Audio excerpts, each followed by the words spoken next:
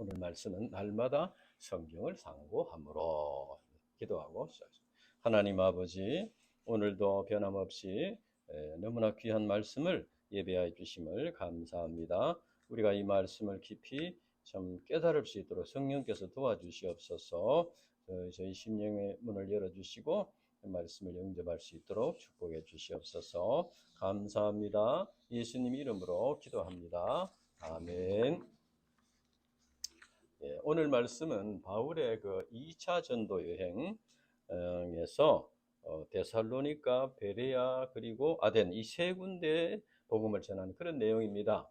그런데 바울이 이 세 군데 복음을 전하는데 그 반응이 조금씩 다릅니다. 오늘 말씀은 우리에게 그 성경의 중심 내용이 무엇이냐, 그리고 우리가 어떻게 우리 자신이 신앙의 열매를 맺고 또 구원의 역사를 섬길 수 있는가, 이것을 가르쳐 줍니다. 이제 먼저 데살로니가의 복음을 전한 내용입니다. 1절부터 보면은 바울은 데살로니가에서 그동안 늘 하던 대로 회당에 들어가서 유대인들에게 강론했다 했습니다. 성경을 가지고 강론했다. 이 말은 그 당시에는 이제 구약 성경 이죠. 신약 성경 아직 이렇게 말해주니까 구약 성경에 예언된 말씀의 뜻을 풀어서 설명했다 하는 그런 말입니다. 그래서 바울이 전파한 그 내용은 예수 그리스도께서 십자가에서 죽으시고 부활을 하심으로써 인간을 구원할 주와 그리스도가 되신다 하는 것입니다. 그러니까 이제 이 구약 말씀의 중심이 예수 그리스도다 하는 것입니다. 이는 곧 구약의 율법을 앞세워서 반대하는 유대인들에게 구약 말씀의 중심은 예수 그리스도다, 이것을 가르쳐 주었다는 말입니다. 이제 창세기 3장 15절이나 시편 22편이나 이사야 53장이나 이런 말씀들이 이제 예수님에 대한 그 약속의 말씀인데 그것을 가르쳐 주었다는 것입니다. 이를 볼 때 바울은 성경 말씀을 깊이 연구하여 가르친 유능한 성경 선생이었다 하는 걸 알 수 있습니다. 이처럼 성경의 중심은 예수 그리스도입니다. 구원의 진리입니다. 구원의 구약은 장차 오실 예수님에 대한 예언이고, 또 신약은 오신 예수님께서 어떻게 구원의 역사를 이루셨느냐 하는 그 말씀입니다. 그래서 우리가 성경을 공부할 때 예수 그리스도와 구원의 진리에 초점을 맞춰서 공부해야 되는 것입니다. 그러니까 성경 공부를 하기는 많이 했는데 예수님에 대한 그 복음 진리가 아직도 좀 불확실하다면은 우선 아직 이제 그 성경을 공부하는 그런 자세가 좀 부족하다는 걸 알 수 있습니다. 물론 성경에는 도덕적인 가르침도 있고 또 처세수를 가르치는 내용도 있습니다. 그러나 가장 중요한 핵심적인 진리는 예수 그리스도를 통한 구원의 진리다. 이것을 우리가 알고 그래서 이제 그것을 중심으로 우리가 배우고 깨달아야 한다. 구원의 복음 진리만이 우리 인간의 죄와 사망 권세로부터 구원하여서 변화의 새 피조물이 되게 한다. 구원의 복음 진리만이 우리 인간에게 참 우리가를 구원해서 하나님과 바른 관계를 맺게 함으로써 그럴 때 인생 문제가 치유된다는 겁니다. 우리 인생들에게 풀리지 않은 문제들이 예수님을 믿음으로써 구원받고 하나님과 바른 관계를 맺을 때 거기에 해답을 우리가 얻을 수가 있다. 우리가 하나님과 바른 관계를 창조자 하나님과 바른 관계를 맺게 될 때 평안과 자유와 행복을 우리가 얻을 수 있다는 겁니다. 그래서 우리는 성경을 공부할 때 성경을 공부를 통해서 십자가 복음 진리를 올바르게 깨닫고 믿어야 하고, 또 가르칠 때도 이제 십자가 복음 진리를 가르쳐야 된다는 거죠. 그렇게 할 때 구원의 역사가 일어나게 된다. 그런데 이제 바울이 성경을 가르치고 강론했는데 어떤 결과가 나타났나 4절부터 쭉 보면은 바울이 성경을 풀어서 설명하며 예수 그리스도를 전파했을 때 그동안 유대교를 믿던 이방인들이 이제 복음 진리를 믿게 되었습니다. 믿고 구원받게 되었다. 그렇게 하니까 이제 그 유대인들, 원래 그 유대인들, 유대교를 믿는 이방인들이 이제 믿게 됐는데 원래 그 유대인들이 이제 시기가 일어났습니다. 시기심이 나가지고 그 이제 어떤 불량배라고 있습니다. 깡패들을 동원해 가지고 소동을 일으켰습니다. 그리고 바울과 실라가 로마 황제를 반역하고 어떤 다른 왕을 이렇게 섬기도록 선동한다. 이렇게 이제 아주 이렇게 고발을 했습니다. 그래서 바울과 실라에게 숙소를 제공했던 야손과 형제들을 잡아가다가 이렇게 고발을 했는데 그 업장이 보석금을 받고 이제 풀려나게 되었습니다. 풀어줬습니다. 보석금을 받고 풀어줬다는 것은 이제 다시는 그렇게 하지 마라 경고의 뜻이었던 것 같습니다. 이것을 우리가 볼 때 참 구원의 역사가 있는 곳에는 사탄 마귀의 회방하는 역사가 있다는 겁니다. 그래서 우리가 이것을 항상 기억을 하고 있어야 됩니다. 사탄 마귀가 이제 우리 신자들이 조용히 있으면은 사탄 마귀도 조용히 있습니다. 근데 이제 열심히 뭘 이렇게 전파하고 뭘 해보려고 하면은 또 사탄 마귀도 이렇게 해방을 한다 하는 것입니다. 그때 이제 바울과 실라는 이제 그 데살로니가를 떠나게 되는데 10절에서 11절까지 보면은 데살로니가 형제들이 밤중에 바울과 실라를 이제 베레아로 보냈습니다. 계속 거기 있으면은 유대인들이 그 깽판을 치기 때문에 이제 보내고 그 복음을 영접한 그 이제 신자들 중심으로 이렇게 교회를 이루도록 이렇게 했습니다. 근데 바울은 이제 그 데살로니가에서도 이렇게 유대인들에게 곤욕을 당했는데 베레아에 가서 또 다시 회당에 들어가서 유대인들에게 복음을 전했습니다. 그런데 베레아 사람들은 데살로니가에 있는 사람들과 좀 달랐다는 겁니다. 그래서 마음이 너그러웠다. 노블 캐릭터. 공동 번역하면 마음이 트인 사람이다. 이렇게 번역했습니다. 베레아 사람들은 복음 진리에 대해서 마음이 열려 있었고 간절한 마음으로 말씀을 받았습니다. 뿐만 아니라 그들은 받은 말씀이 과연 그러한가 하여 성경을 상고했다고 했습니다. 그것이 정말 진리인가 깊이 생각했다는 겁니다. 영어에 보면 examined scripture, examined 그것이 진리인가 생각하고 또 조사하고 확인하고 이렇게 했다는 겁니다. 그렇게 해서 믿는 사람이 많아졌고 많은 사람이 구원받게 되었다. 여기서 우리는 베레아 사람들을 통해서 하나님의 말씀을 받는 모범을 볼 수가 있습니다. 씨 뿌리는 자의 비유를 우리가 공부했는 대로 같은 말씀을 듣지만 그 듣는 사람의 마음밭에 따라서 말씀의 열매를 맺을 수도 있고 맺을 수도 맺지 못할 수도 있다는 것을 알 수 있습니다. 그래서 우리가 같은 일용할 양식 말씀을 묻고 같은 주일 말씀을 들어도 마음 상태에 따라서 이제 신앙의 열매를 맺기도 하고 늘 저절히 걸음을 하기도 하고 이렇게 한다는 겁니다. 베레아 사람들처럼 마음이 트인 사람들, 너그러운 마음, 신사적인 마음, 간절한 마음으로 말씀을 받아서 그 말씀이 이제 자기에게 주시는 그 의미가 무엇인지를 깊이 생각하고 그것을 마음으로 영접하고 생활에 이제 적용한다는 것입니다. 철학의 완성자라고는 플라톤이 진리를 받아들이는 데는 세 가지 요소가 있다. 자연학, 논리학, 윤리학.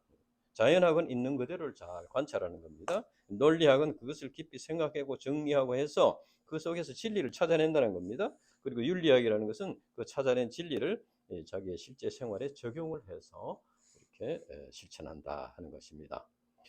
이처럼 성경의 진리를 받아들이는 데도 이 세 가지 단계가 있습니다. 첫째는 이 말씀을 읽고 공부하고 관찰하는 겁니다. observation, 관찰하는 겁니다. 둘째는 interpretation, 말씀을 깊이 생각하고 그 뜻을 해석하고 또 거기에서 진리를 찾아낸다는 것입니다. 그리고 셋째는 application, 말씀을 자기의 실제 생활에 적용해서 그것으로 결단하고 순종한다는 것입니다. 이것은 우리들은 쉽게 얘기해서 읽기, 생각하기, 행하기 이렇게 말합니다. 주님께서는 우리에게 이 소감석이라는 방법을 통해서 말씀을 마음에 상고하고 또 그것을 영접하는 좋은 그런 방편을 가르쳐 주셨습니다. 소감투정은 사람에게 발표하기 위해서 하는 것이 아니고 말씀을 자기에게 주신 말로 영접하기 위해서 영접하기 위한 그런 투쟁입니다. 그걸 믿기 위한 투쟁이고 영접하기 위한 투쟁이고 순종하기 위한 투쟁입니다. 그래서 그렇게 함으로써 이 자기의 그 문제를 해결받고 이제 변화받는 것입니다. 그래서 소감 쓰기 자체가 신앙이라기보다는 신앙 성장과 변화된 삶을 위한 하나의 방편이다. 방편이다.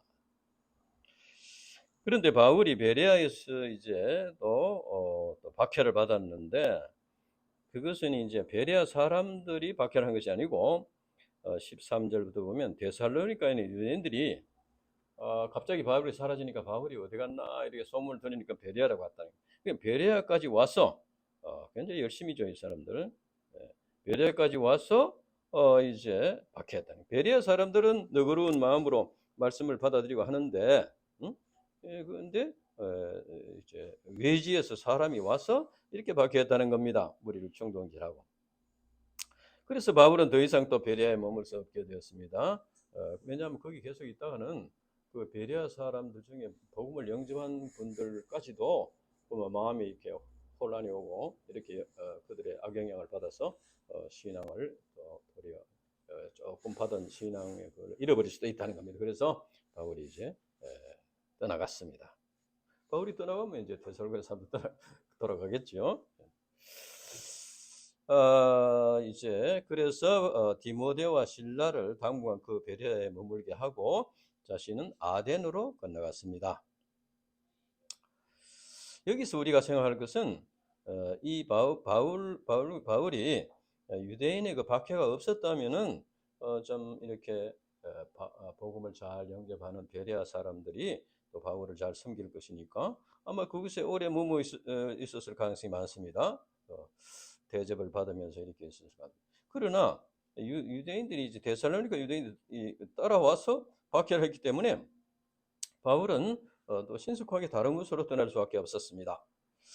이것은 초대교회, 예루살렘 초대교회가 박해가 있어서 신자들이 이방 땅으로 흩어짐으로써 세계 선교 역사가 촉진된 것과 같다고 할 수 있습니다. 베레아에 있는 어떤 이제 어린 신자들, 베레아의 어린 신자들은 이제 목자가 일찍 떠나니까 일찍부터 자립신앙을 가지고 개척 역사를 감당하게 되었습니다. 요즘 그 진마의 그 우리 이 현지인 목자들이 목자가 이제 아디스아바바로 떠나니까 자기들이 돌아가면서 형제 자매 할 것 없이 7명의 메시지를 돌아가면서 이렇게 하고 이렇게 투쟁하는 것 같다고 할 수 있습니다. 그래서 유대인들의 박해로 인해서 결과적으로 어떻게 됐습니까? 복음이 더 신속하게 퍼져나가게 되었습니다. 세계 선교 역사가 더욱 활발하게 일어나게 되었다.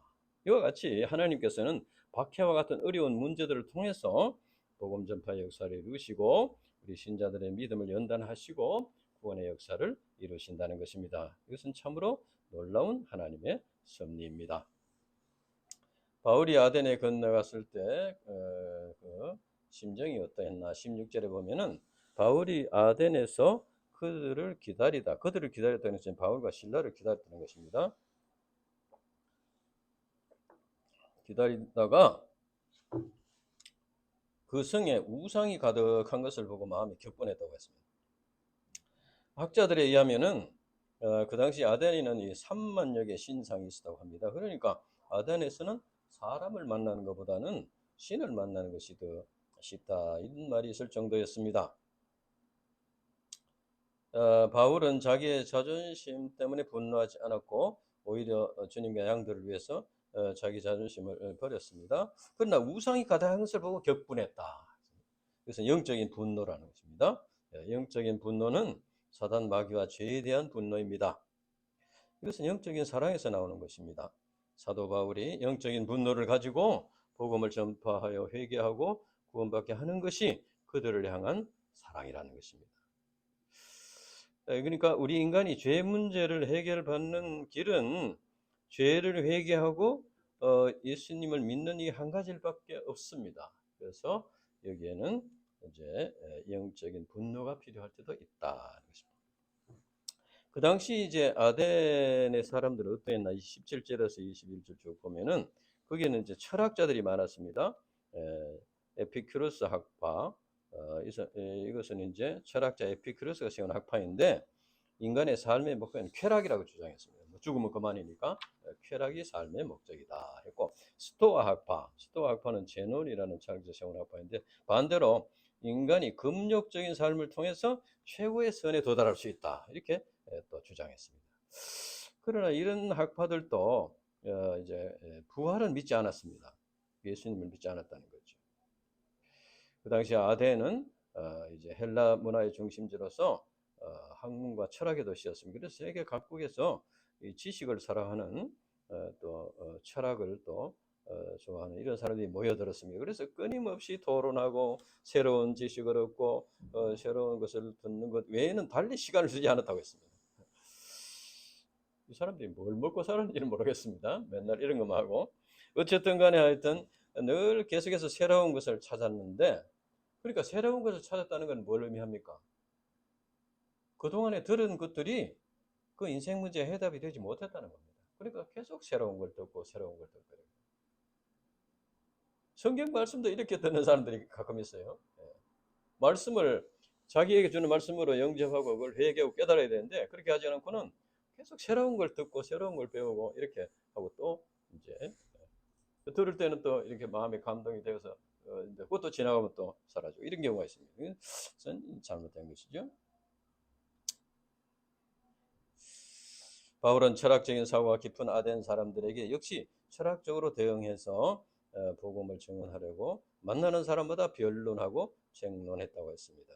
그러나 그들은 바울을 이제 말쟁이라고 했습니다. 그리고 이방신을 절하는 사람인가 보다 이렇게 생각했습니다. 무시했습니다. 그 아덴 사람들의 그 특징이 뭐냐면은 새로운 것을 말하고 듣는 것만 했다고 했습니다. 말하고 듣는 것. 바울이 복음을 전하자 무슨 새로운 것이 있는가 해서 듣고자 했습니다. 이처럼 아무리 좋은 진리라도 말하고 듣는 것만 해가지고는 자기의 것이 될 수가 없습니다. 진리가 말하고 듣는 것. 신앙은 지식이 아니라는 것이죠. 기독교 신앙의 본질은 예수 그리스도의 복음 진리를 믿음으로 구원을 받고 새 피조물이 되는 것인데, 이것은 삶의 변화를 통해서 나타나게 된다. 그런데 말하고 듣는 것만 좋아하는 자들은 변화와 성장을 체험하지 못합니다. 신앙생활에 따르는 기쁨을 누리지 못하고, 그러니까 계속해서 또 새로운 걸 듣고 생각을 합니다. 우리 데살로니가전서 1장 5절 한번 읽어보겠습니다. 데살로니가전서 1장 5절.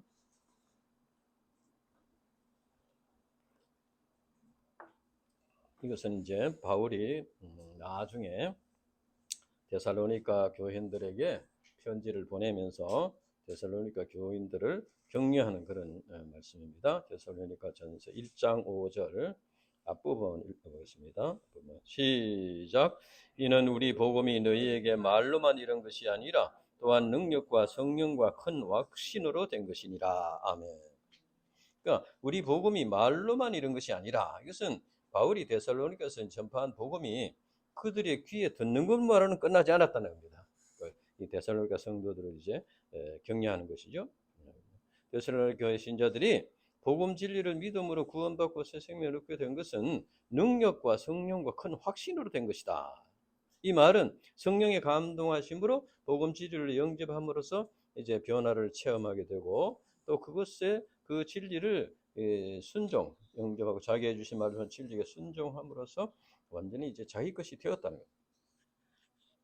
이처럼 우리가 말씀을 통해서 말씀을 자기에게 주는 말씀을 영접하고 이제 순종하고 이렇게 할 때 변화를 체험하게 됩니다. 변화를 체험하게 될 때 또 신앙생활에 따른 기쁨을 또 얻게 된다 하는 것입니다. 그래서 진리가 자기 것이 되도록 해야 된다. 그래서 자기의 문제를 해결하는 것이 되게 해야 된다 하는 것입니다. 이제 그래서 바울은 이제 아덴 사람들에게 가르쳐 주는데, 여기에 보면은 이제 22절부터 보면은 첫째는 바울은 그들에게 창조주 하나님을 가르쳐 줬습니다. 창조주 하나님.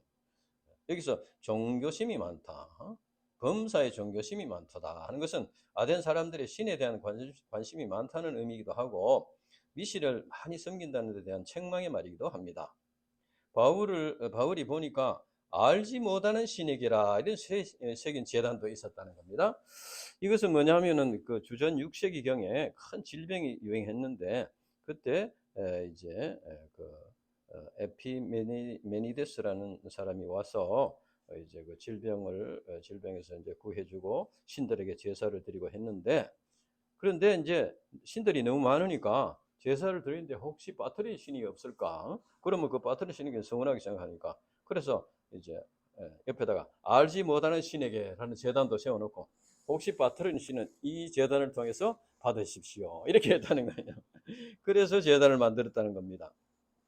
바울은 수많은 제단과 신들의 이름을 보면서 분노하던 차에 알지 못하는 신에게라는 제단을 이렇게 보고 그것을 이제 메시지의 주제로 삼았습니다. 즉 다시 말하면은 너희들이 알지 못하는 신에게라고 이렇게 하는 그 신을 내가 가르쳐 주겠다.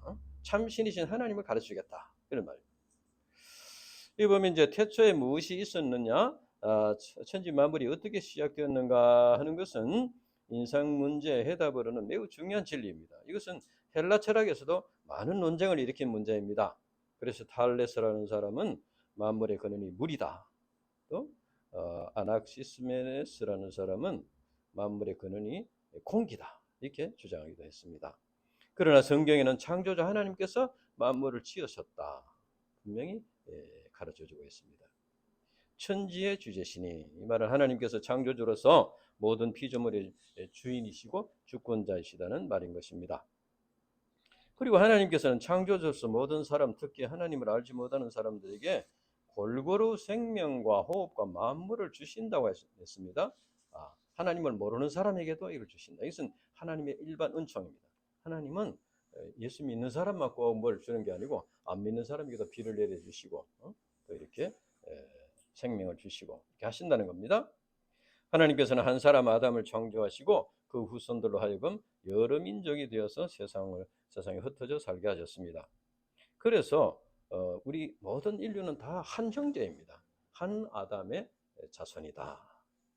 그리고 하나님께서는 이제 우리 인간들에게 연대를 정하시고 기한을 1년 2년이 정하시고 또 경계, 땅의 경계를 정해 주시고 또 시간과 공간을 정해 주셨다는 겁니다. 이것은 이제 모든 시간과 공간의 주인이시다.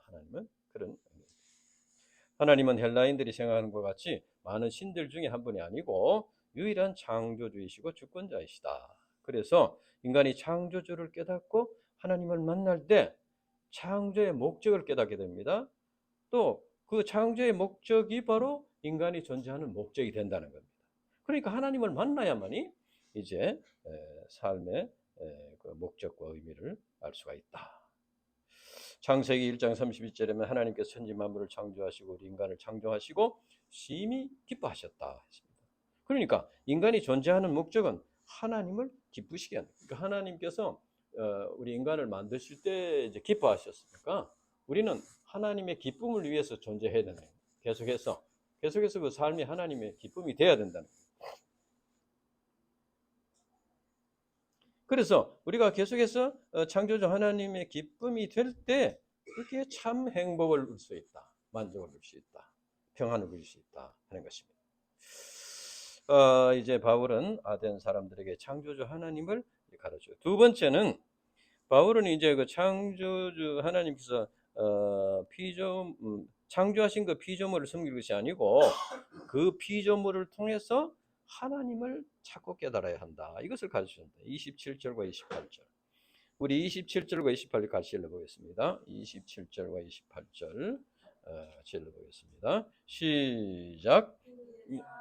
혹 하나님을 더듬어 찾아 발견하게 하려 하심이로되 그는 우리 각 사람에게 멀리 계시지 아니하도다. 우리가 그를 힘입어 살며 기도하며 존재하느니라. 너희 중에 어떤 사람은 말과 같이 우리가 그의 소생이라 하니. 자, 여기 있으면 혹 더듬어 찾아 발견하게 하려. 하나님을 더듬어 찾아서 발견하게 하려 합니다. 이 피조물들을 통해서. 근데 영어 성경에 보면 이제 would seek and perhaps reach out for him and find him 이렇게 했습니다.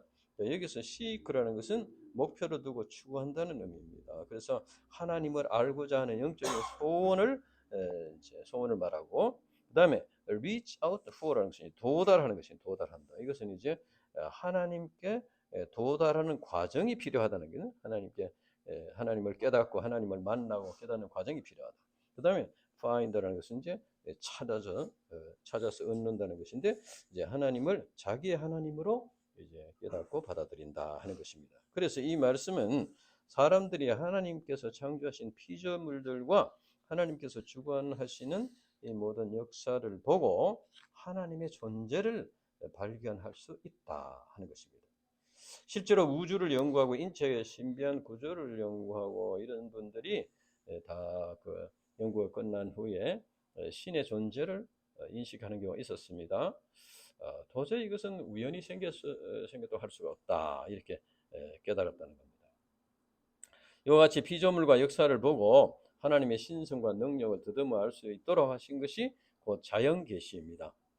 그러나 우리 인간은 너무 오랫동안 죄로 인해서 어둠 속에 있었기 때문에 자연 계시만으로는 하나님을 정확하게 알 수가 없습니다. 그래서 하나님께서는 특수 계신 성경 말씀을 주셨다 하는 겁니다. 그래서 바울은 이제 그 아덴 사람들에게 지금까지는 철학적인 진리를 추구했으나 이제는 성경 말씀을 통해서 참 신이신 그 창조자 하나님을 찾아야 한다, 이것을 이제 강조한 것입니다. 우리가 그를 힘입어 살며 기동하는 존재라, 우리가 그의 소생이라. 이 말은 이제 헬라 문학에서 나오는 말을 인용한 것인데, 우리 인간은 하나님의 피조물이라는 거예요. 하나님의 피조물. 그러니까 하나님의 피조물로서 하나님을 힘입어서 살아간다. 하나님의 소생이다. 이것은 바로 하나님과의 관계성 속에서만 살아갈 수 있다. 올바른 삶을, 의미 있는 삶을, 행복한 삶을 살 수가 있다. 이것을 말해주는 것입니다. 이제 세 번째는 바울은 그 아덴 사람들에게 그러니 이제 하나님의 심판이 있다, 그래서 회개를 촉구하는 말씀을 가르치셨습니다. 29절에서 30절까지 보면은 인간은 하나님의 형상대로 창조된 피조물로서 세상 만물보다 뛰어난 만물의 영장이다. 그래서 인간보다 못한 피조물을 신으로 섬기서는 안 된다는 겁니다. 그리스도께서 오시기 전에는 하나님께서 자연과 역사를 통해서 하나님을 더듬어 찾도록 했지만은 사람들이 그것을 잘 알지 못했다. 그러나 그동안 하나님을 알지 못해서 믿지 않았던 사람들이 회개하고 예수 그리스도의 복음 진리, 성경을 통해서 가르치는 예수님의 복음 진리를 믿고 이렇게 하면은 과거에 알지 못할 때 허물을 다 묻지 않으시고 제사함을 주신다는 것입니다. 천하를 공의로 심판하는 날을 작정하시고, 이 말은 하나님께서 심판을 작정하셨다는 겁니다. 그래서 그 작정하신 날이 점점 이제 다가오고 있다. 누가복음 21장 10절에 11절 보면은 또 이르되 민족이 민족을 나라가 나라를 대적하여 일어나겠고 또 곳곳에 큰 지진과 기근과 전염병이 있겠고 또 무서운 일과 하늘로부터 큰 징조가 있으리라. 그러니까 하나님께서 심판을 이제 작정하셨는데 그 심판이 다가오면 다가올수록 이런 징조들이 보인다는 겁니다. 그러나 그 심판의 날은 정확하게 알 수가 없습니다. 오늘날에도 전쟁이 끊임없이 일어나고 있습니다. 뭐 어떤 때는 너무 폭염이 심하기도 하고 홍수가 나기도 하고 지진이 나고 전염병이 나기도 하고 재난들이 일어납니다.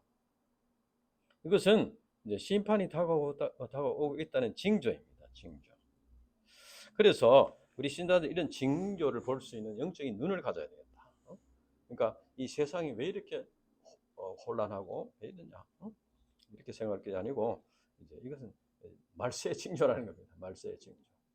그래서 그 말세의 징조를 우리가 보고 그것을 대비해서 하나님의 주님이 다시 오실 것을 이제 맞이할 준비를 하고 하나님 나라를 준비하는 그런 삶을 살아야 되겠다. 그러니까 우리 신자들은 말세의 징조를 볼 때 뭐 두려워하거나 이렇게 할 것이 아니고 오히려 더 깨어서 기도하면서 또 복음을 전파하고 또 이제 사람들 알고 회개하고 주님께 돌아오도록 이렇게 해야 할 것입니다. 하나님은 이제 근본적으로 이 세상을 심판하기보다는 구원하기를 더 원하십니다. 그러나 회개하고 이제 예수님을 믿으면 구원받지만 끝까지 믿지 않으면 이제 심판을 받게 된다, 그런 말이죠. 하나님께서 심판을 작정하신 것은 궁극적으로는 우리 인간들을 구원하기 위함이다. 부모가 자녀들의 어떤 벌칙을 정해서 벌을 준다고 할 때 그것은 이제 꼭 벌을 주기 위함이 아니고 그 잘못에 빠지지 않도록 하기 위해서 그렇게 하는 것이죠. 그와 마찬가지로 하나님도 어떤 이제 심판의 규정을 정하신 것은 심판을 절개하기 위해서 한 것이 아니고 이렇게 하면 심판을 받으니 너희가 이렇게 이제 믿음을 가지고 구원을 받도록 하라. 그래서 하나님께서 심판을 작정하신 것이다. 그러니까 심판이 있다는 것은 심판을 기준을 기억하고 계명을 기억하고 이렇게 우리가 하는 것이 우리 영혼이 죽지 않고 사는 길이라는 거죠. 그것을 잘 이렇게 알고 그것을 지키고 거기에 이제 범하지 않도록 노력을 하는 것이 우리가 사는 길이에요. 우리가 사는 길.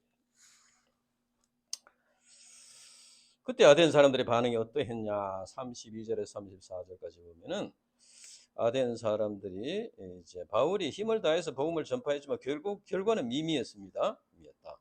바울은 지식과 철학을 자랑하는 아덴 사람들과 변론하며 논쟁을 벌였습니다. 그리고 그들에게 논리적이고 철학적인 메시지를 전했지만은 복음의 능력이 나타나지 않았다는 것입니다. 이걸 볼 때 어떤 아름다운 말이나 어떤 사상이나 지식이나 이런 이것이 복음의 능력을 나타내는 별 도움이 되지 않는다는 겁니다. 또한 아덴 사람들을 볼 때 지식이 있다고 해서 말씀을 잘 이해하고 영접하는 것이 아니다 하는 걸 알 수 있습니다. 우리나라에도 보면은 시골 할머니들이 더 믿음을 잘 받아들이고 했습니다. 무식한 농사꾼들이 더 복음을 받아들였습니다. 우리 할아버지도 농사만 짓다가 선교사님 만나서 복음을 양조하고 이렇게 했습니다. 이 아덴 사람들은 너무 마음에 이런 잡동사니들이 많이 있었기 때문에 이 복음 진리 말씀을 받아들일 준비가 되지 않은 길가박과 같은 자들이었다.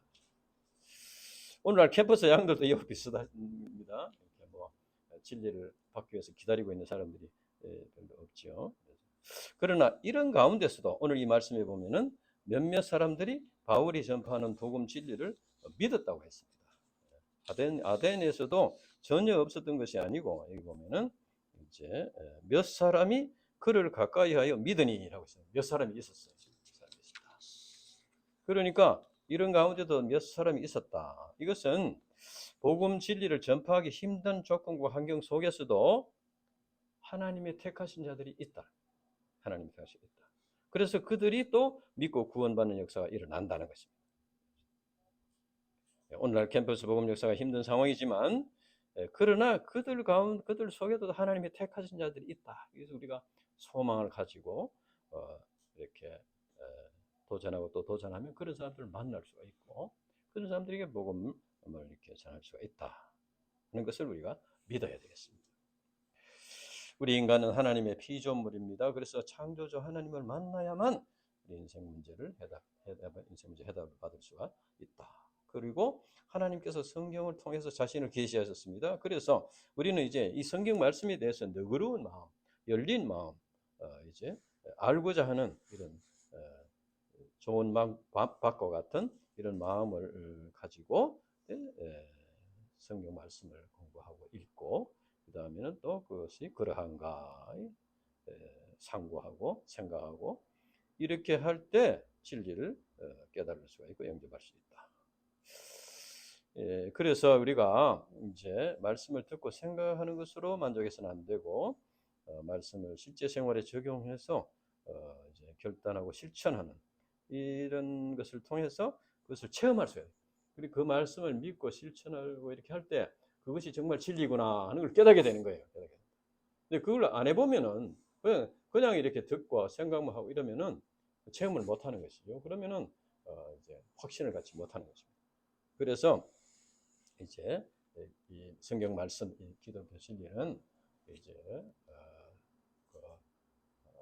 그것을 다 이해하고 다 이렇게 하고 가는 것이 아니고 감으로써 그것이 진리라는 것을 체험하게 되고 확신하게 된다.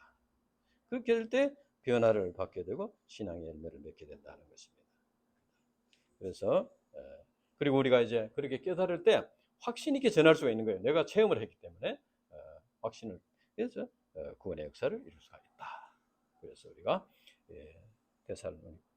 베레아 사람 같이 우리가 이제 성경을 너그러운 마음으로 영접하고 그것이 그러한가 상고하고 이렇게 함으로써 우리가 진리를 깊이 깨달을 뿐 아니라 그것을 또 확신 있게 전가하는 믿음의 사람들이 되어야 되겠다. 기도하고 마치겠습니다. 하나님 아버지 감사합니다. 오늘 참 귀한 진리의 말씀을 우리에게 가르치셔서 감사합니다. 아버지 하나님이여, 이 세상에는 여러 종류의 사람들이 있습니다. 데살로니가 사람들 같이 복음을 영접한 자도 있지만 참 다른 곳에까지 가서 이렇게 박해를 하는 이런 또 사람들도 있습니다. 베레아 사람들 같이 이렇게 참 너그러운 마음, 간절한 마음, 겸손한 마음으로 말씀을 영접하고 자기 것으로 영접하고 순종하고 믿는, 체험하고 믿는 이런 사람도 있습니다. 또 이제 아덴 사람들과 같이 이렇게 참 많은 알고 있는 지식과 철학으로 이렇게 말씀을 말하고 듣고는 하지만 깨닫지 못하는, 자기에게 주시는 진리를 받아들이지 못하고 그렇지만 이런 사람도 있습니다. 하나님께서 우리 연약함을 도와주시고 이제 이 진리의 말씀을 참 우리 베레아 사람들과 같이 열린 마음으로 알고자 하는 진실한 마음, 겸손한 마음으로 말씀을 영접하고 깨달을 수 있도록 도와주시고, 창조주 하나님을 만남으로써 우리의 모든 신앙 문제들을 해결받고 이제 또 참된 평안과 자유와 행복을 누리는 믿음의 사람들이 될 수 있도록 축복해 주시옵소서. 감사합니다. 예수님 이름으로 기도합니다. 아멘.